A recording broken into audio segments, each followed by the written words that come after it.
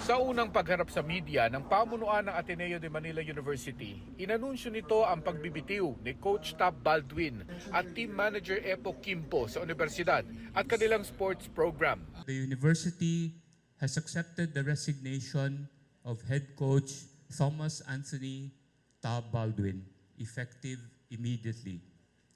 We thank him for the years of service to the Blue Eagles. But as we enter a period of deep institutional review, a change in leadership is necessary to ensure the full integrity of our sports programs and safety protocols governing them. Hanggang sa open forum, inusisa kung batid ba ni University President Father Bobby Yap ang tungkol sa team building activity ni Baldwin sa Aurora, kung saan pumanaw ang kanilang players na si Rene Baterbonia at Divine Adili. Sa pagkaalam ko, itong mga team building na lumalabas sila, nangyayari na to sa panahon kahit ni Norman Black, kahit pa coach Norman Black noon. So, yung taon na yun. Kay Coach Tab, alam ko na 4, pang 5 bisita na to nila mismo sa lugar na yon sa Aurora. Pang 5 bisita na to nila. So, tradisyon to na hinto lang nung pandemic. Pero ang iba pang tanong tungkol sa team building sa dagat at kung paano ito nauwi sa trahedya, hindi pa aniya handang sagutin ng Ateneo. Magkakaroon ng independent. We don't want to compromise the findings of that. Even we, the whole university, will be answerable to that fact-finding group. So we don't want to preempt any of... Please limit it to the statement. Thank you. Bago ang mga pagtatanong ay emosyonal na si Father Yap nang basahin ang kanilang prepared statement sa pagbubukas ng press con. No word in any language is capable of describing this loss. When a young man dies, we mourn both the loss of life and the shattering of dreams.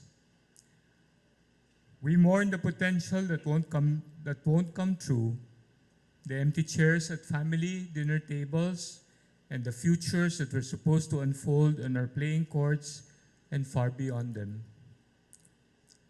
To the families of Rene and Divine, we see you. We hear you. I am here to say simply and directly,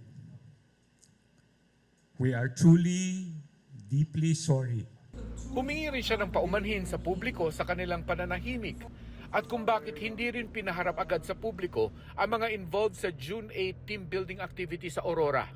The persons who can shed light on the events of June 8 are also now subject of investigations by the authorities. We recognize that they have their constitutional rights as well, and we intend on respecting those rights. And therefore, we cannot speak on their behalf nor force them to speak at this time. Also, like everyone else, the law affords Ateneo certain rights. If Ateneo exercises those rights, it is not to delay or mislead, but simply because that is how it is under our legal system.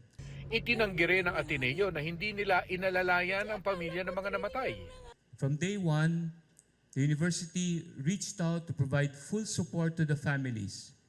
We offered to shoulder all travel costs of Rene's family from Agusan to Manila so that they could be with him. We have also offered to cover all funeral expenses for Divine, including flying his family from Nigeria to the Philippines and back, as well as transportation and expatriation of the body back to his home country. Ang Board of Trustees aniya ng Ateneo ay bumuo ng fact-finding body para magsagawa ng independent investigation sa nangyaring trahedya. So far, all available information and accounts on what happened on June 8 show that it was a tragic accident.